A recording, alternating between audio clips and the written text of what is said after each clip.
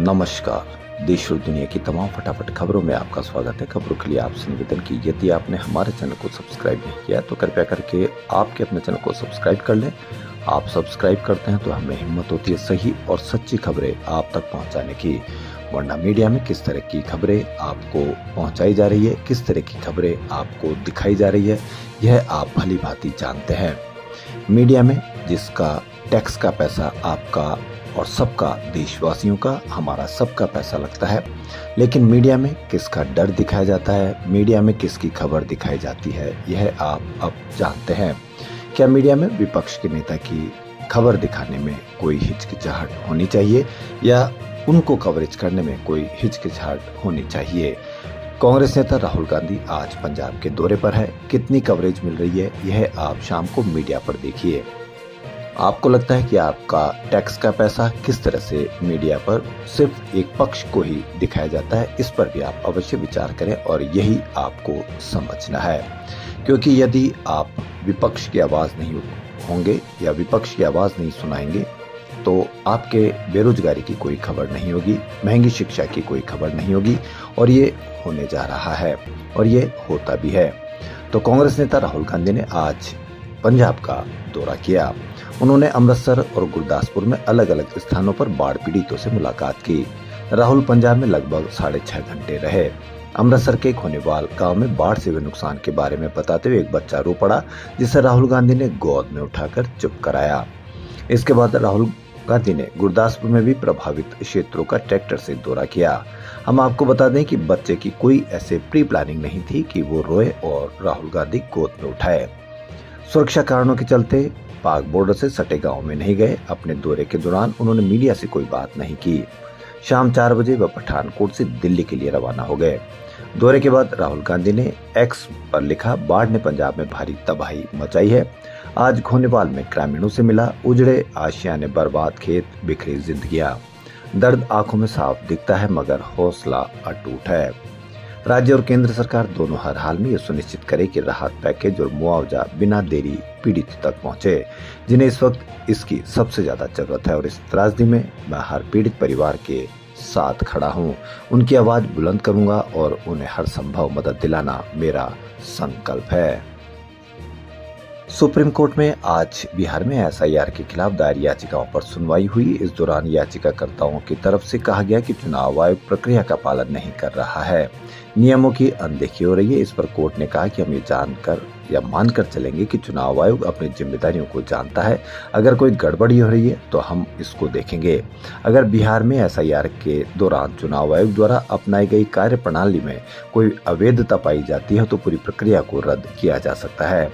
Justice Suryakant Sharma और justice Joymalya Bagchi की bench ने स्पष्ट किया कि वह बिहार एसआईआर पर टुकड़ों में राय नहीं दे सकता। उसका अंतिम फैसला केवल बिहार में ही नहीं बल्कि पूरे भारत में एसआईआर पर लागू होगा। मामले पर 7 अक्टूबर को अगली सुनवाई होगी। वहीं सुप्रीम कोर्ट ने वक्फ संशोधन कानून पर रोक लगाने से इनकार कर दिया। हालांकि कोर्ट ने सोमवार को कानून में किए गए 3 बड़े बदलावों पर अंतिम फैसला आने तक स्टे लगा दिया। इनमें वक्फ बोर्ड में गैर मुस्लिम सदस्यों की नियुक्ति का नियम शामिल है। सीजेआई बीआर गवई और जस्टिस अगस्टिन जॉर्ज मसी की बेंच ने कहा कि केंद्रीय वक्फ बोर्ड में गैर मुस्लिम मेंबर्स की संख्या 4 और राज्यों के वक्फ बोर्ड में 3 से ज्यादा न हो। सरकारें कोशिश करें कि बोर्ड में नियुक्त किए जाने वाले सरकारी मेंबर्स भी मुस्लिम कम्युनिटी से ही हो। सुप्रीम कोर्ट ने इस मामले में दाखिल 5 याचिकाओं पर 20 से 20 मई तक लगातार 3 दिन सुनवाई की थी। 22 मई को फैसला सुरक्षित रख लिया था।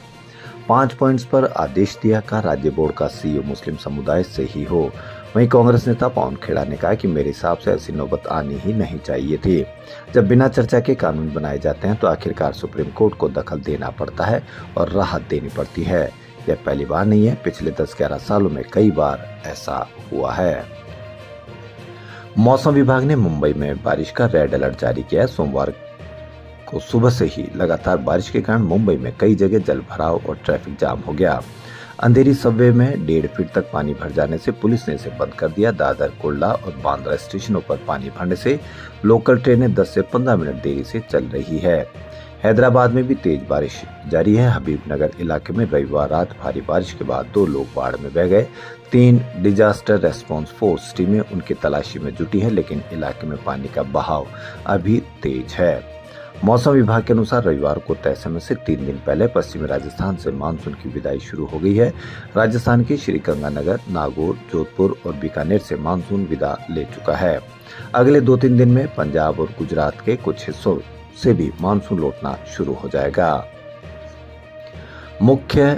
पूर्व मुख्य निर्वाचन आयुक्त SY कुरैशी ने रविवार को चुनाव आयोग की तीखी आलोचना करते हुए कहा कि आयोग को कांग्रेस नेता और लोकसभा में नेता प्रतिपक्ष राहुल गांधी के वोट चोरी संबंधी आरोपों की जांच करवानी चाहिए थी, न कि उनके खिलाफ आपत्तिजनक और अपमानजनक भाषा का इस्तेमाल करना चाहिए था।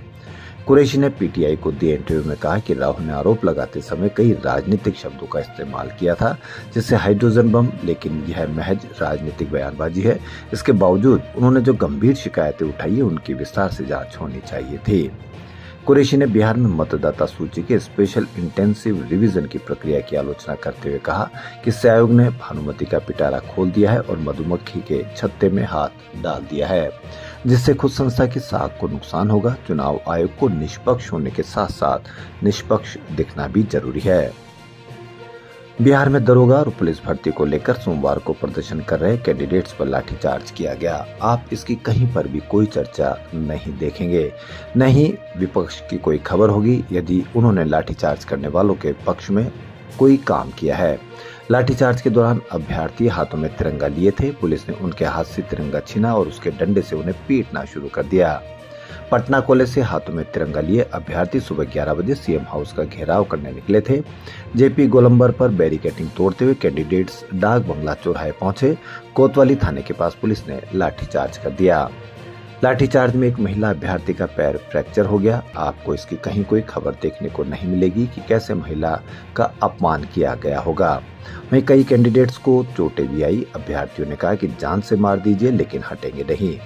करीब 4 घंटे के हंगामे के बाद दोपहर 3 बजे पुलिस ने डाक बंगला चौराहा खाली कराया। इधर तिरंगा लगे डंडे से कैंडिडेट्स की पिटाई को लेकर राजद ने सरकार और पुलिस को घेरा है। राजद ने इसे तिरंगे का अपमान बताया है। पंजाब के मुख्यमंत्री भगवंत मान ने सवाल उठाया कि पाकिस्तान से क्रिकेट मैच हो सकता है, लेकिन श्रद्धालु करतारपुर साहिब मत्था टेकने क्यों नहीं जा सकते। उन्होंने निशाना साधा कि पंजाबियों की आस्था और गुरुओं से जुड़ी श्रद्धा को केंद्र सरकार जानबूझकर सियासी नजर से देख रही है। भारत पाकिस्तान के बीच क्रिकेट मैच को हरी झंडी दी जाती है, मगर वही सरकार श्री करतारपुर साहिब कॉरिडोर और श्री ननकाना साहिब के दर्शन के लिए जाने वाले श्रद्धालुओं की राह रोक देती है। यह दोहरा रवैया अब पंजाबियों को चुभने लगा है।